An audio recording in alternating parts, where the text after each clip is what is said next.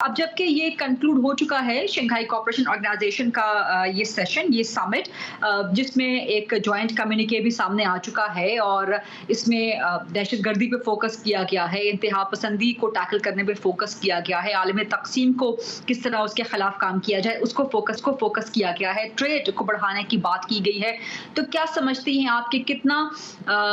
Significant है पाकिस्तान में 27 साल के बाद इतने आलमी सतह के बड़े लेवल का एक इजलास होना और जो कंक्लूड हुआ है इसको आप किस तरह से देखती हैं? खासतौर पर पाकिस्तान के अंदर भी पाकिस्तान के बाहर भी एक बयानिया बनाया जाता रहा पाकिस्तान की सिफारत तन्हाई का, इसको भी एड्रेस कर दीजिएगा कि ये बयानिया अब कैसे खत्म हो चुका है। और तीसरा ये कि एक लैकिंग रही है हमेशा से रीजनल कोऑपरेशन की, खासतौर पर रीजनल इकोनॉमिक कोऑपरेशन की इस एससीओ के दरमियान, तो उस खलीज को किस तरह से कम किया जा सकता है शेर रहमान साहिबा? जी बिल्कुल, आई थिंक आपने बहुत ही अहम सवालात किए हैं। देखिए ये एक बात तो बाबर हो गई कि पाकिस्तान में के हवाले से जो इतना वावेला था कि किसी तरह उसको हमें सिक्योरिटी के मखमसे में फंसा लिया जाए कि जी दहशतगर्दी है वगैरह, तो ये तो एक तरफ हो गया मसला, आप खत्म हुआ ना एक तरह से एटलीस्ट खारजा सतह पे कि बात वाज़ेह है कि अब पाकिस्तान इस में ये अहलियत है कि वो मेज़बानी कर सकें इस लेवल के इतने बड़े इत्तेहाद और उसके मेज़बानी कर सके इतनी बड़ी कॉन्फ्रेंस में जितने इतने वफूद आए, किस लेवल के आए और कितने नंबर्स में आए जी।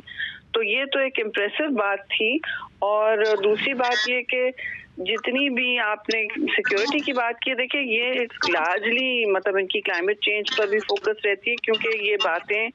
बियॉन्ड बॉर्डर्स होती हैं। ये हैं प्रॉब्लम्स विदाउट पासपोर्ट्स, जो ट्रेड है, जो मसलन टेररिज्म की बात होती है या क्लाइमेट चेंज की भी। तो ये अब 21वीं सदी के जदीद तरीन चेहरे इख्तियार करते रहे और पाकिस्तान के लिए ये बहुत अहम है कि ये इस किस्म के डायलॉग्स और कॉन्फ्रेंसेस में ना सिर्फ इंगेज करे लेकिन इस पर अबूर भी पाए और अपना एक मुकदमा लड़े, क्योंकि आपको पता है कि खित्ते में जो अपने खित्ते में जो कशीदगी रहती है उस हवाले से तो पाकिस्तान को फौरी तौर पर कह दिया जाता है कि आप कटेरे में हैं। तो जहाँ तक अफगानिस्तान से जो आता है दहशतगर्दी निकलती एमिनेट करती है, या आप देख लें हिंदुस्तान के हवाले से जो रवैया है,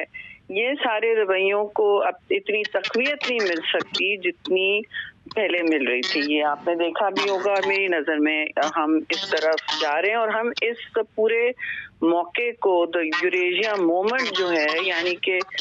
एशिया में और खास जो चाइना लीड कर रहा है, ये एक इन्वेस्टमेंट और ट्रेड और ग्रोथ, इकोनॉमिक ग्रोथ का महवर बन रहा है जी। और मुस्तकबिल तो सारा इसकी तरफ पॉइंट कर रहा है, सारी जो पेशन गोइयां हैं वगैरह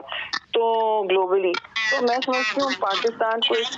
हिस्से में अपनी रवाबित भी बढ़ाने हैं और एंगेजमेंट भी करना है। एक तरफ तो सीपेक 2.0 को फरोग देना है और फिर उसके आगे हमें लेवरेज करना है अपनी जितनी भी दूसरे आप ममालिक से, सेंट्रल एशियन ममालिक बहुत तादाद में भी आए हैं, उनके साथ भी ज़रूरी है कि आप अपने ट्रेड और कनेक्टिविटी रवाबित आगे ले जाएं। और इस देखिए ये खुश उसलूबी से गुजर गई बहुत बड़ी बात है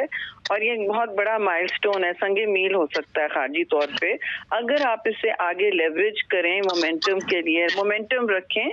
सारे अपने अपने जो डेस्क हैं